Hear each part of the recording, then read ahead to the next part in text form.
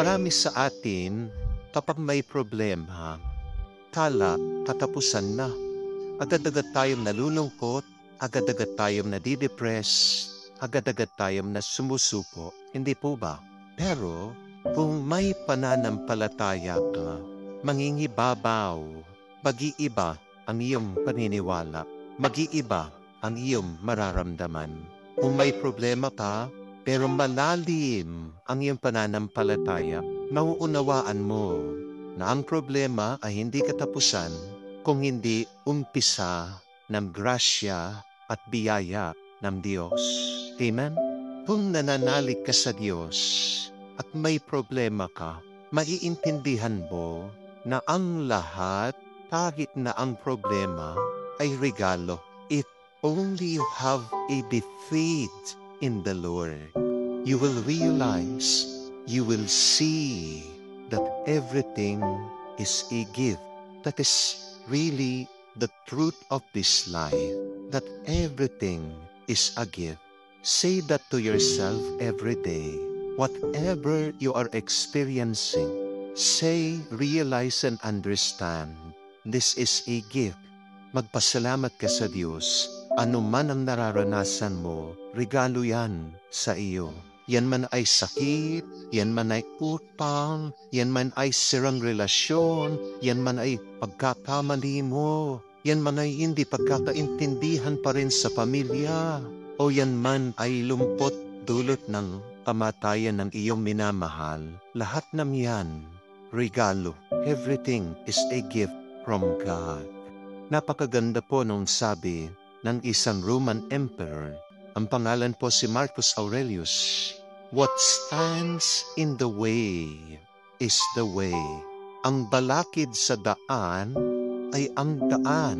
Pero paano ito magiging daan? Huwag kang titigil. Huwag kang hihinto.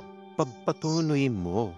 Whatever obstacle we have, hindrances we have, problems we have in our lives, they are not there to stop us.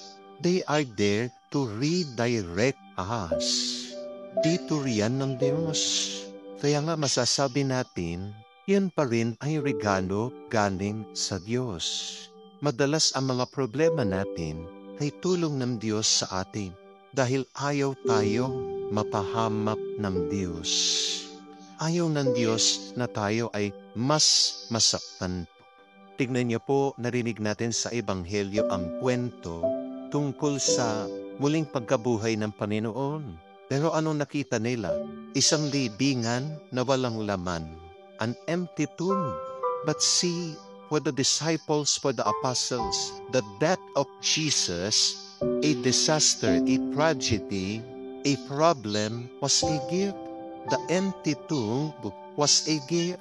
Ang kamatayan ng Panginoon, masakit, oo, pero ito ay regalo. Ang libingan na walang laman, regalo. Ang kamatayan ng ating Panginoon ng kanyang libingan ay daan para sa ating kaligtasan. Pero paano nila nakita na ito ay daan? Paano nila nakita na ito ay regalo? Dahil meron silang malalim na pananampalataya sa Diyos. Nakita nila ng kamatayan at ang libingan na walang laman ay regalo dahil hindi sila nanatili doon. Hindi sila tumigil doon. Sila'y nagpatuloy. They want to discover the gift of God in your life. Do not stop. Continue beyond the death. Continue beyond the empty tomb. Continue beyond your tragedies, beyond your problems. The Lord is waiting for you. The Lord will give you something.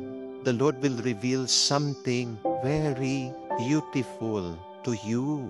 Kailangan ka lang magpatuloy at huwag kang titigil. Mayroon pong dumating dito sa parokya. Hindi ko po siya kakilala.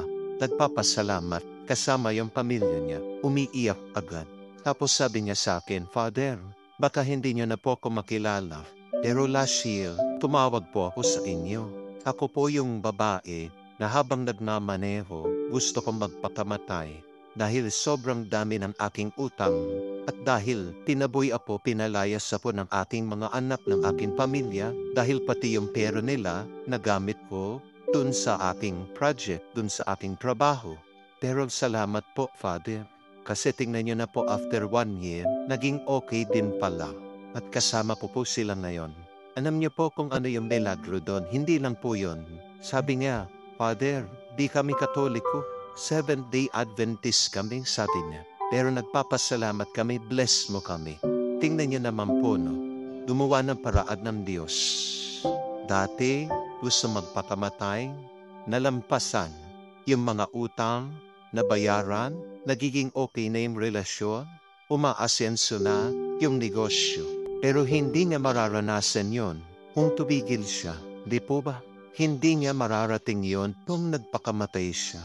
Pero dahil dun sa problemang yon, naranasan niya ang tuwa, ang galak. We can never really experience real joy without passing through great sorrows. Amen? Hindi mo matatamasak, hindi mo mararanasan ang galak kapag hindi ka dumaan sa matinding lungkot at pangungulila. Kaya nga, tandaan mo, ano man ang problema mo, hindi pa katapusan yan. Nag-uumpisa pa na. Our problems are the steps, the doorways to joy, to our happiness, to our peace.